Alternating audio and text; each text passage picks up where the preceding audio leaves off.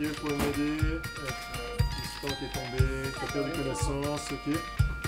J'aimerais que tu peux juste Les situations nécessitant une réanimation chez l'enfant sont fort heureusement rares. Cependant, le pédiatre urgentiste doit y être formé de manière optimale.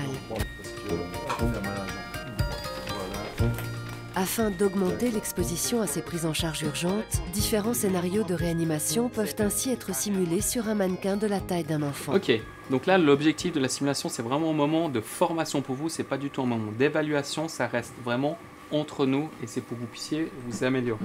Au niveau du tronc, c'est un tronc qui est relativement difficile à masser, il faut vraiment masser avec une grande force pour réussir à le faire.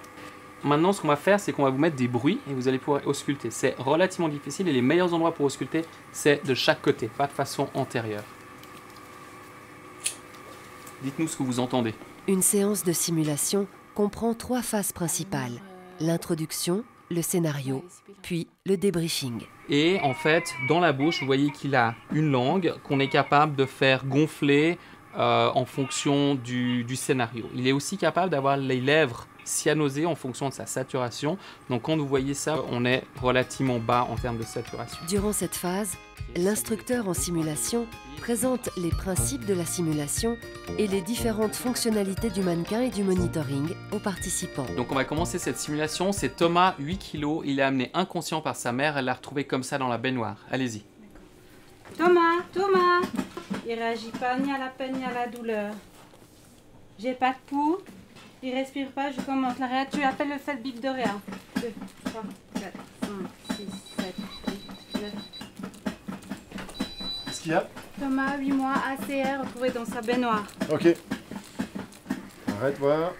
Il n'y a pas de pouls, tu respires pas. Vas-y, masse, on fera du 15-2. Laurence, tu peux mettre une autre osseuse? 12. Patricia, tu peux prendre le massage cardiaque. Estelle, tu peux me préparer de l'adrénaline à 0,01 mg par kilo, 0,8 ml d'adrénaline, 1 pour 10 000. 0,8 ml de la solution pour 10 000 d'adré passé. Ok, on fait 5 cycles. Flusher. Au niveau du A, les voies respiratoires sont libres. Au niveau du B, je vois pas de mouvement respiratoire. On va l'ausculter si tu peux le ventiler pendant ce temps. L'entrée d'air est symétrique. D'accord. Et on a une fibrillation ventriculaire maintenant. Ok, il faut défibriller. Tu peux reprendre le massage, Patricia. Pareil, 15-2. On va défibriller à 2 joules kilo, ça fera du 16 joules. Attention, je vais choquer à 3. 1, 2, 3. Ok, reprends le massage, Estelle. 1, 2, 3, 4. Ok, on évalue, Laurence. Alors, arrête le massage. Au niveau du A, les voies aériennes sont libres. Il respire spontanément, l'entrée d'air est symétrique. Ok.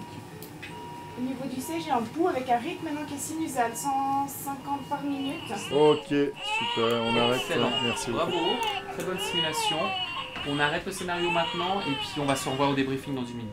La 3e phase de la simulation est le débriefing, qui peut durer jusqu'à 1 heure de temps. La chose qui moi m'a frappé, c'est aussi à quel point est-ce que vous avez réussi à chaque fois anticiper les différents moments. Puis ça, vous pensez que c'est quoi qui a fait que ça a bien fonctionné? Les rôles étaient bien définis. Le rôle était bien défini, c'est vrai. Cette dernière phase permet de renforcer les aspects positifs et de soulever les points à améliorer, tant du point de vue des connaissances médicales et de leur application que du fonctionnement d'équipe.